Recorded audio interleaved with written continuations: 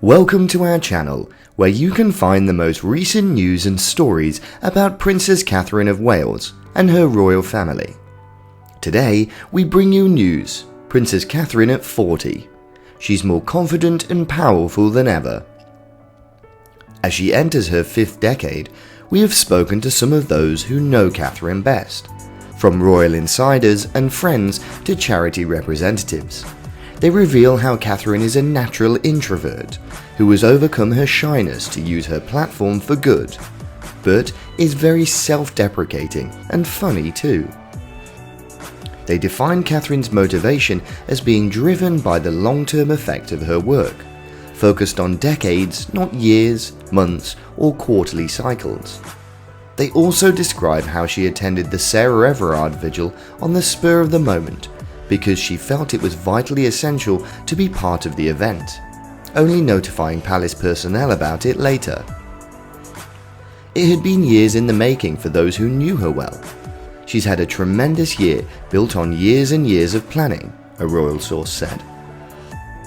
I believe she would admit she was not born to be a public figure. She's a quiet individual who is really smart, but she would never have pursued a public position if it hadn't been for the man she had married. Getting over her fear of public speaking, according to one source, public speaking is not something she enjoys doing all the time. She's not an outgoing, extroverted sort of person. It's simply not who she is. But she recognizes that it is an essential method for her to make a good difference. And there are times when you need to get out there and stand up for what you believe in. She's not the outgoing, throw yourself out there sort of girl. It's simply not who she is, one source explained. Royal observers have also seen a growing readiness to utilize her voice and how she has conquered her fear of public speaking despite having no professional training. So that when her husband, Prince William, requested Princess Catherine to give one of his Earthshot Awards in September, she said yes right away. It was a major TV event, millions of viewers, and every single person was a star, a buddy recalls. It would have been a lot more difficult situation for her a few years ago, but she's here a lot more confident because she's taken chances and put herself out there for other things she cares about, and she's learned that she is capable of succeeding. Of course, she was nervous that day. People appreciate it, and they like the reality that she isn't showy, and they see a real woman who's trying to do decent actions. Her metamorphosis is most obvious at East Anglia's children's hospices, where she made her first message as patron in 2012 when she opened the Treehouse in Ipswich. Although confident from the start, it's apparent she has swiftly grown into public speaking and meeting employees and families, adds each spokesperson Simon Hempsall. Her address at the inauguration of the Norfolk Hospice, the Nug, in 2019 was wonderful. He was speaking about Catherine, who had made several private trips to promote the organisation. When she met with children and families, she demonstrated tremendous sensitivity and compassion. Everyone responds positively to her and values the generous and intimate time she spends with them. Meanwhile, her international standing has soared. She is an heir to the throne in the making, whether she is entertaining international leaders at Buckingham Palace or attending a school with First Lady Jill Biden. Her presence is modest, says the insider. She is, nonetheless, quietly gaining confidence. She still finds it difficult to mingle with such kind of people because she is a natural introvert, but she's settling into the part nicely. With time, Catherine has gained the confidence to take the lead on initiatives, such as the moving televised carol service and Hold Still, a photography competition that resulted in a book and a statewide exhibition. Friendliness and concern, Catherine. Catherine has been more easygoing and candid about her own family life in recent years, speaking for millions of fatigued parents when she described the problems of educating her 3 children under lockdown. Another recent incident sticks out as a reminder of Catherine's fairly typical life previous to her entrance into the royal family. Following the death of a young lady, Sarah Everard, by a serving police officer, Princess Catherine visited a vigil to put flowers in her honor, and subsequently wrote to Sarah's family to share her sorrow. A spokesperson revealed us at the time. She recalls how it felt to go across London at night. Her compassionate character has been evident throughout the years. It was a really relevant time for young women all throughout the nation, and Catherine felt obligated to demonstrate solidarity with them, despite just discussing it with her protection officers beforehand. She simply acted, a buddy said. She felt it was really essential for her to be part of the occasion since she was quite sensitive about it herself. It was a rare public exhibition of spontaneity from Princess Catherine, whose manner to her public life is generally quite deliberate. She has a strong long-term perspective, a source close to Princess Catherine tells us.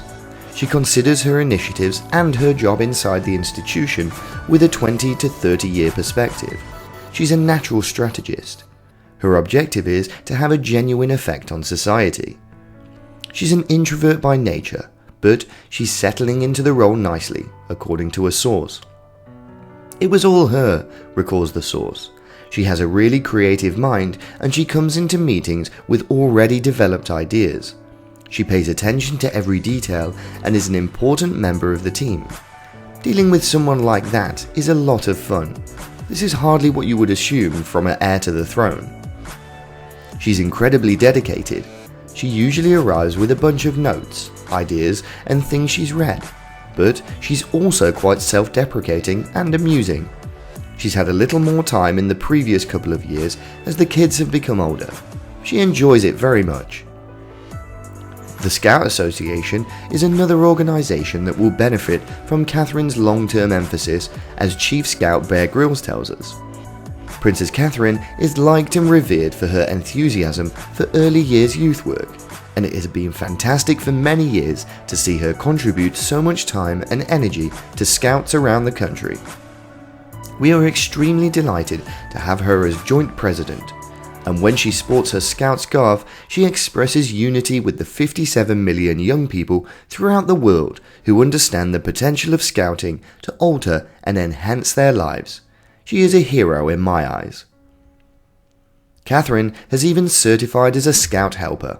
According to a Scout source, our people adore it. They consider her to be one of them.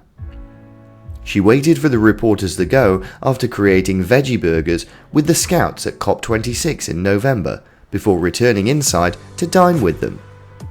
It wasn't a picture op that was simply for the moment, the insider continues, and that's incredibly significant because you know it's not a lip service problem, it's a conviction in the ideals of the organisation. They consider like she's a part of them, a Scout source explained. Catherine's highly personable approach has prompted her to contact survivors, such as Yvonne Bernstein and Stephen Frank, whose pictures by Princess Catherine are on display at the Imperial War Museum until January the 9th. She wanted to meet the survivors and shoot their images, but she also wanted to hear their stories and understand them, explains Olivia Marks Waldman, CEO of the Holocaust Remembrance Day Trust. She's corresponded to them, sent Christmas cards to them, and invited them to various occasions.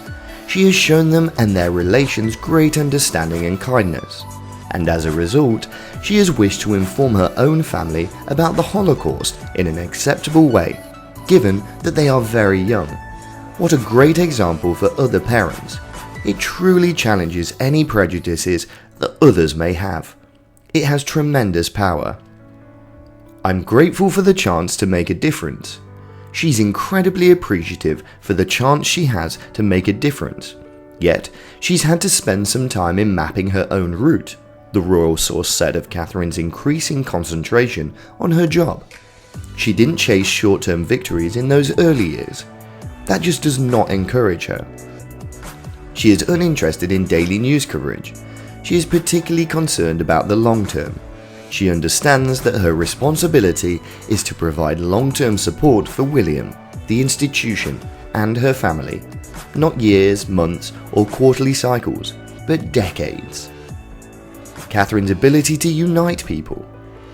After her wedding, Catherine set out to thoroughly grasp some of the challenges she was experiencing on commitments, including children and relationships, addiction, and mental health. Her work has caused her to believe strongly in providing all children with the best potential start in life, and in June, she initiated the Royal Foundation Centre for Early Childhood, which tends to bring together specialists to work collaboratively on trying to resolve family problems that could lead to issues such as addictive behaviours, homelessness, and family abuse later in life. Through her engagement in all those areas, she realised that it all emanates from those younger years, whether they were negative or positive, a royal source reveals. This is the conclusion of her 10-year journey as a working royal, which has taken her to a position in which she can use her influence, her ability of connecting people together to solve problems. Big change starts small. The Centre's inaugural report was released in June after Catherine went through it with a fine-tooth comb and argued it with the experts, according to the source. She is not required for this, but she does so, and that demonstrates how much it concerns to her. Dr. Goody Singh, a consultant in neural development and socio-pediatrics who met with Princess Catherine to assess the findings, said, "She has considered how she may utilize her position to effect major and long-term change. Not everyone in positions of authority does so." As Catherine herself stated to specialists assembled for the Royal Foundation's early years meeting in November, "I am a mother. It takes courage to trust in a result, in a world that may not be completely realized for a generation or more. But what to do is not for a short win, but for a large win. It is in the interests of a happier, healthier society, and also of satisfied, brighter children. To get all those individuals together, you have to be a particular sort of person," Dr. Goody continues. "She has the ability to bring people together. That is her ability. Princess Catherine differs from any other politician in that she does not have a short-term cycle.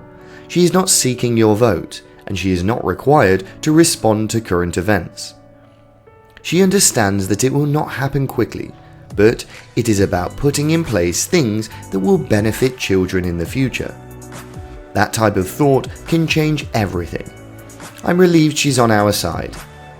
I believe she has a significant effect in this sector." "It's a lifetime process," says Jason Knauf, departing CEO of the Duke and Duchesses of Cambridge Royal Foundation.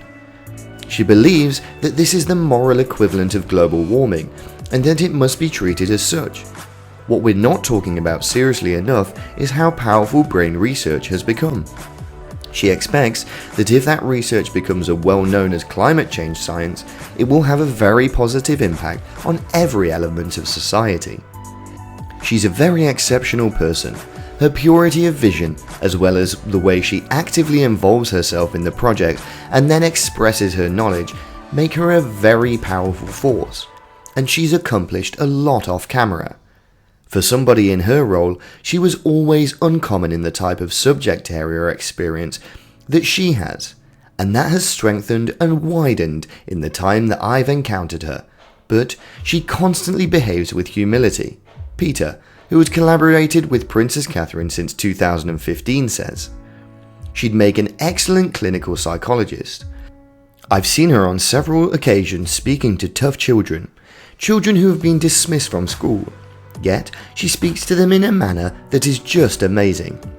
She's a completely decent person, someone with real care and a desire to use her current position to better lives in the greatest manner she can, the most serious and dedicated way she can." Thanks for watching the video. What are your thoughts on Princess Catherine?